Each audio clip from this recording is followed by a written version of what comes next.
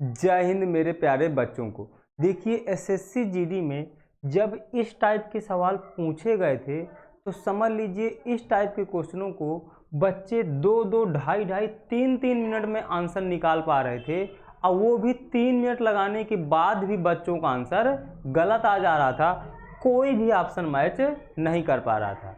लेकिन यदि मैं आज आपको ये क्वेश्चन सिखा दूंगा तो गारंटी के साथ बोल रहा हूं कि आप एग्जाम में इस टाइप के मुश्किल सवालों को 30 सेकंड के अंदर जवाब दे करके आ पाएंगे।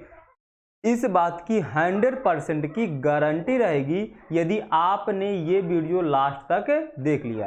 तो जो साधारण ब्याज से एसएससी जीडी के एग्जाम में मुश्किल सवाल पूछे जाते हैं उन सवालों का आप जवाब कैसे दें जिससे कि आपका सिलेक्शन पक्का हो सके, वो सारी चीज़ें आज मैं आपको इस वीडियो में सिखाने वाला हूँ।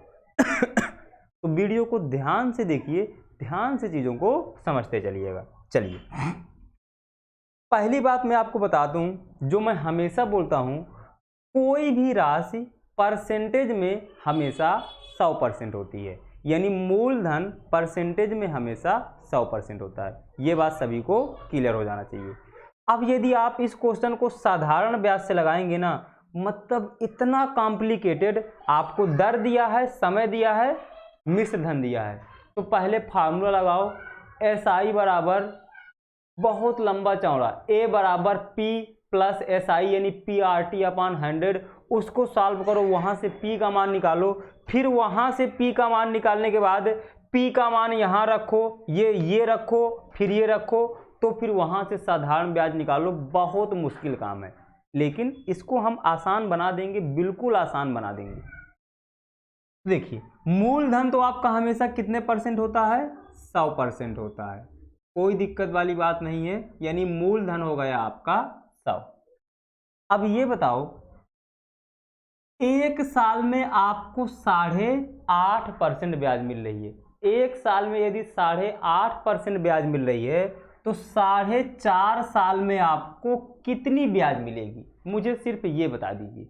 तो आप कहेंगे सर जी 8.5 में 4 का मल्टीप्लाई कराएंगे तो 8 चौको 32, आप 0.5 में 4 का मल्टीप्लाई कराएंगे तो 2 आ जाएगा, यानी 34% ब्याज मिलेगी हमें 4 साल में। आधे साल का निकालना है तो इसका आधा कर दो, यानी 4.25 ब्याज मिलेगी आधे साल में। तो 34 प्लस 4.25, यानी क्या कुल आपको जो ब्याज मिलेगी वो 38.25% मिलेगी। आप कहेंगे हाँ सर ये हमें 38.25% ब्याज मिलेगी।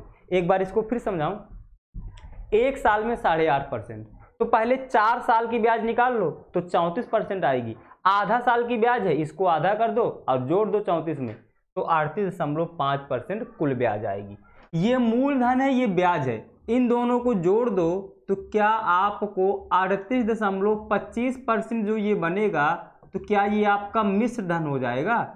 यानी इतना आपका मिश्र धन हुआ परसेंटेज में, जबकि रुपए में दिया गया है इतना, यानी रुपए में आपको दिया गया है 8,571.5, यानी 138% का मान इसके बराबर दिया गया। बस यहां पर ये क्वेश्चन खत्म हो गया।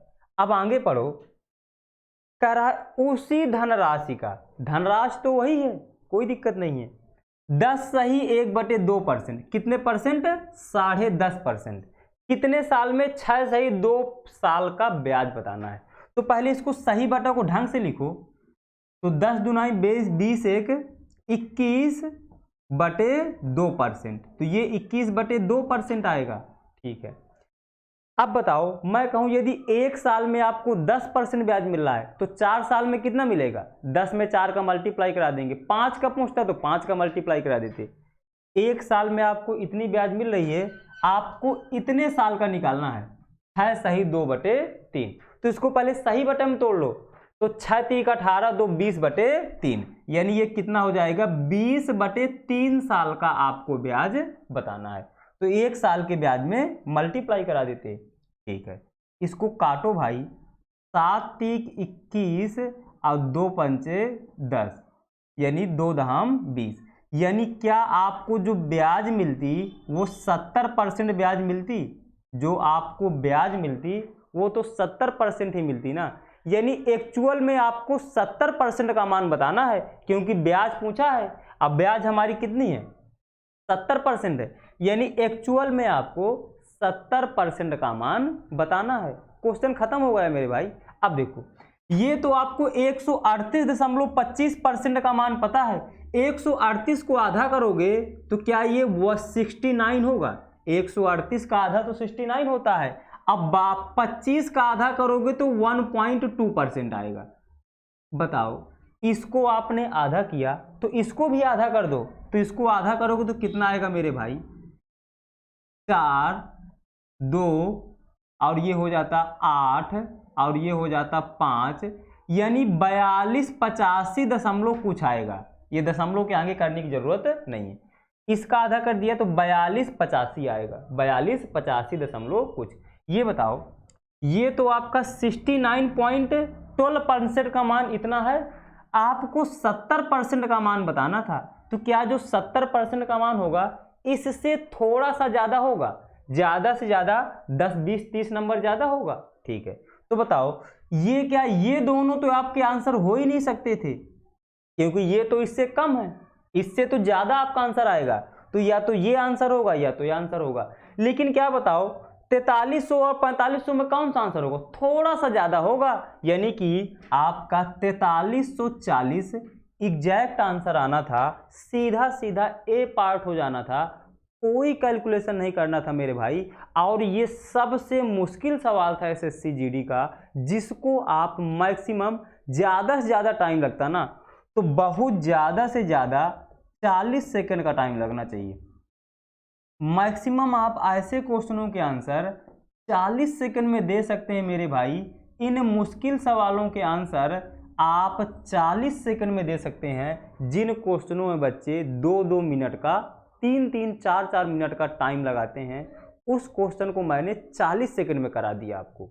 एक बार फिर समझ लो, मूलधन आपका 100%, 8% की दर से 4.5 साल में कितनी ब्याज मिलेगी? 38.25। यानी आपका मिश्र धन कितना है? 138.25%, और ये आपका रुपए में इतना दिया है, यानी इसका मान इसके बराबर हो गया। अब आपको 10.5% की दर से 6 सही 2/3 साल का साधारण ब्याज बताना है, तो परसेंटेज में कितना आता? 70%, यानी एक्चुअल में आपको 70% का मान बताना था। तो बताओ, इसका आधा कर दो तो ये भी आधा हो जाएगा, यानी 69.12% का मान 42.85 दशमलव है। तो इससे थोड़ा सा ज्यादा आंसर आएगा। और क्या थोड़ा से ज्यादा, सिर्फ और सिर्फ ए पार्ट आंसर दिया था, डायरेक्ट आपका ए पार्ट आंसर हो जाना था। तो आई होप आप इस क्वेश्चन को बहुत बढ़िया से समझ गए होंगे। यदि वीडियो पसंद आ गया हो तो वीडियो को अभी ही लाइक कर दीजिएगा और ज़्यादा से ज़्यादा इस वीडियो को शेयर करिएगा। अगले क्वेश्चन पर चलते हैं। इस क्वेश्चन को पढ़ो मेरे भाई। ये क्वेश्चन आपका ज़्यादा से ज़्यादा 20 से 25 सेकंड में होना चाहिए। इस टाइप के क्वेश्चन आपके एग्जाम में बहुत बार पूछे जाते हैं। इसकी जो मैंने पहला वीडियो कराया था उसमें भी मैंने आपको इस टाइप के 2 क्वेश्चन कराए थे, जो बार बार अलग अलग तरीके से रिपीट हो रहे हैं। चलिए देखते हैं। ये आपका 4 साल का कितना दिया है मेरे भाई? ये 4 साल का मिश्र धन कितना दिया है मेरे भाई? 10,164 दिया गया है। और 7.5 साल का कितना दिया गया है? 7.5 साल का आपको दिया गया है 12,320। आप इसको घटा दो मेरे भाई, तो ये 6 आता, ये 11 हो जाता, तो ये 5 आता, ये यहाँ पर 2 बचता, तो यहाँ पर ये 1 आता, और यहाँ पर ये 2 आता, 2156 आता। और इसको इसमें घटाते, ये 7.5 साल में 4 साल घटाएंगे तो क्या 3.5 साल बचेगा, और 3.5 साल को लिखा जाता सकता है 7/2, यानी 7/2, यानी कि 3.5 साल में आपको 2156 रुपये ब्याज मिल रही है। तो 1 साल में कितनी ब्याज मिल रही होगी? तो आप कहेंगे सर जी इसको डिवाइड कर देते, 2156 को 7/2 से डिवाइड कर देते, लेकिन ये 2 बटे में है तो ये ऊपर पहुंच जाएगा, यानी ये यहाँ पर आ जाता। ये इसको काट देते आप तो ये 7 तीक 21, सॉरी 7 तीक 21, 7 अठे 56, यानी एक साल में आपको 616 रुपये ब्याज मिलती। एक साल में तो आपको 616 रुपये ब्याज मिलती। ठीक है, अब बताओ मेरे भाई, ये जो आपका दिया गया है, ये जो आपका दिया गया है 4 साल का मूलधन प्लस 4 साल का ब्याज दिया गया है 10,164। तो एक साल का ब्याज यदि 616 रुपये है, एक साल का ब्याज 616, तो 4 साल का कितना हो जाएगा, 6 चौको 24 और 24 और 16 चौको 64, यानी कि 2464 रुपये ब्याज हो जाता है एक साल का, सॉरी 4 साल का। इसको घटा देते 0 0 7 और ये बचता 9 और 9 में 7 चले जाते 7, यानी जो मूलधन होता आपका वो 7700 होता। मूलधन प्लस 4 साल का ब्याज 10,164, एक साल का ब्याज 616 रुपये, तो 4 साल का कितना होता 2464, यानी आपको 2464 रुपये घटा देना था। तो मूलधन आपका आ जाता 7700। तो बताओ इसमें मूलधन 7700 किस में दिया है, सिर्फ और सिर्फ डी पार्ट में दिया है, तो डायरेक्ट आपका डी पार्ट आंसर हो जाता। आपको दर निकालने की जरूरत नहीं थी। यदि दर भी आपको निकालना होता तो 616 एक साल का ब्याज है और 7700 ये दिया गया है, इंटू 100 कराते तो आपकी दर आ जाती। 2 जीरो से 2 जीरो करता, इसको 11 से काटो तो ये 7 बार, 11 पचे 55 और 11 छक्का 66, 7 अठे 56, यानी दर भी आपकी 8% आ जाती। लेकिन इस क्वेश्चन में दर निकालने की आपको जरूरत नहीं पड़नी चाहिए। तो मेरे भाई ये इतना तो मैंने आपको पहले ही क्लास में कराना सिखा दिया था। 3.5 साल की ब्याज, 1 साल की ब्याज निकाल लेना था। अब 1 साल की ब्याज ये क्या दिया था, मूलधन प्लस 4 साल का ब्याज दिया था, तो भाई 4 साल का ब्याज घटा देते, मूलधन आ जाना था। मैक्सिमम 30 सेकंड में आप इस क्वेश्चन का आंसर देते और ये बात खत्म हो जाती। मुश्किल सवाल हैं ये आपके, लेकिन आप इन क्वेश्चनों को कैसे आसान बना सकते हैं मेरे साथ बने रह करके आपने अच्छे से इसको देख लिया होगा। चलिए और इसी टाइप का एक और बेहतरीन शानदार सवाल करते हैं जो आपके एग्जाम में बहुत बार पूछा गया है। अब इस क्वेश्चन को ध्यान से पढ़ो मेरे भाई और सभी लोग अच्छे से आंसर दीजिएगा।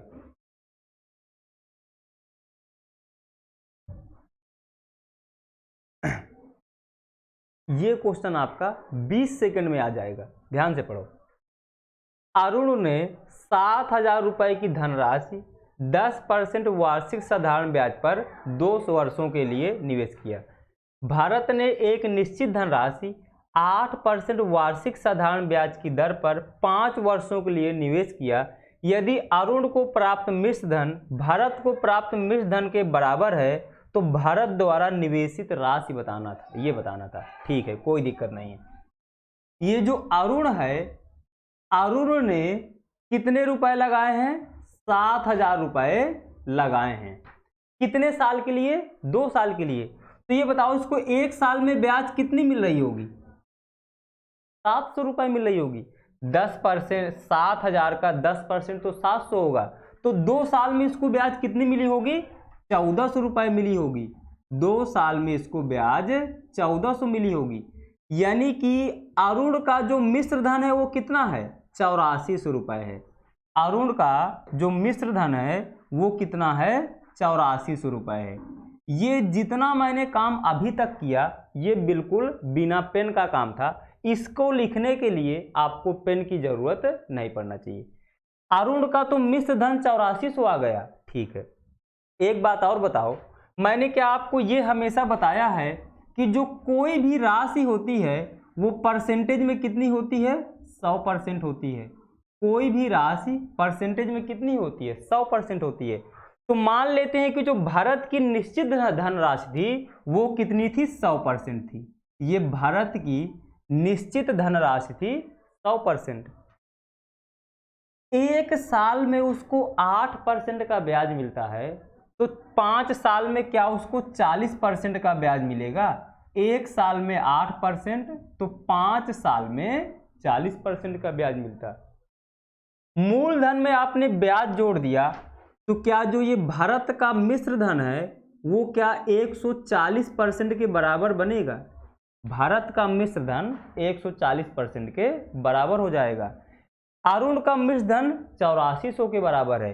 अब यहाँ पर क्वेश्चन में एक लाइन बोला गया है, जो अरुण का मिश्र धन है वो भारत के मिश्र धन के बराबर है, यानी ये भारत का मिश्र धन परसेंटेज में है और ये अरुण का मिश्र धन रुपए में है, लेकिन ये दोनों आपस में क्या हैं? बराबर हैं, यानी 140% का मान 8400 के बराबर है। इसको काट देना था मेरे भाई, 0 से 0 काटते 14 एक कम 14, 14 छंग 84, यानी 1% का मान सीधा सीधा आपका 60 आ जाना था। अब 1% का मान 60 है, तो 100% का मान निकालने के लिए सिर्फ 2 जीरो बढ़ा देना था, डायरेक्ट आपका डी पार्ट आंसर आ जाना था। कोई पेन का यूज नहीं करना था मेरे भाई।